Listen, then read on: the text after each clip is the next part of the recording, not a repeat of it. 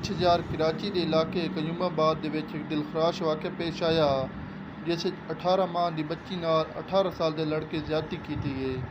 ਲੜਕੀ ਦੀ ਮਾਂ ਦੇ ਮੁਤਾਬਿਕ ਉਹ ਕਿਧਰੇ ਕੰਮ ਗਈ ਹੁੰਦੀ ਹੈ ਔਰ ਲੜਕੀ ਜਿਹੜੀ ਹੁੰਦੀ ਹੈ ਨਾ ਉਹ ਆਪਣੀ ਖਾਲਾ ਕੋਲ ਹੁੰਦੀ ਹੈ। ਉਹ ਜਿਹੜਾ ਲੜਕਾ 18 ਮਾਹ ਦੀ ਲੜਕੀ ਨਾਲ ਜ਼ਿਆਦਤੀ ਕਰਦਾ ਨਾ ਉਹ ਇਹਦਾ ਬਿਰਾ ਬਣਿਆ ਹੋਇਆ ਹੁੰਦਾ। ਉਹ ਆਦਾ ਖਾਲਾ ਨੂੰ ਕਿ ਮੈਂ ਇਹਨੂੰ ਲੈ ਜਾਣਾ ਔਰ ਇਹਦੀ ਚੀਜ਼ ਲੈ ਆਉਣਾ। ਜਦੋਂ ਇਹ ਚੀਜ਼ ਲੈਣ ਜਾਂਦਾ ਉੱਥੋਂ ਤਕਰੀਬਨ ਅੱਧੇ ਘੰਟੇ ਬਾਅਦ ਵਾਪਸ ਲੈ ਆਉਂਦਾ ਉਹ ਬੇਹੋਸ਼ ਹੁੰਦੀ। ਉਹਦੀ ਖਾਲਾ ਸਮਝਦੀ ਹੈ ਕਿ ਸ਼ਾਇਦ ਇਹ ਸੋ ਰਹੀ ਹੈ।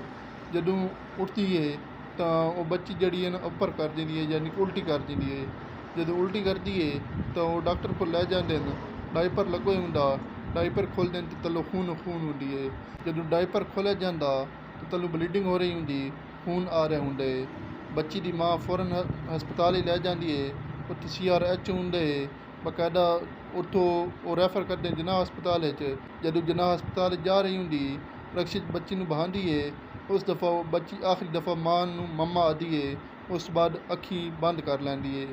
ਇਸ ਵਾਕਿਆ ਤੋਂ ਜ਼ਾਹਿਰ ਹੁੰਦਾ ਕਿ ਆਪਣੀ ਬੱਚੀਆਂ ਨੂੰ ਹਮੇਸ਼ਾ ਆਪਣੇ ਕੋਲ ਰੱਖੋ। ਕਿਸੇ ਵੀ ਆਪਣਾ ਜਿਤਨਾ ਵੀ ਕੋਈ ਤਲਕਦਾਰ ਹੋਵੇ ਉਸ ਨਾਲ ਕਦੀ ਵੀ ਨਾ ਗੱਲੋ ਖੁਦਾਰਾ।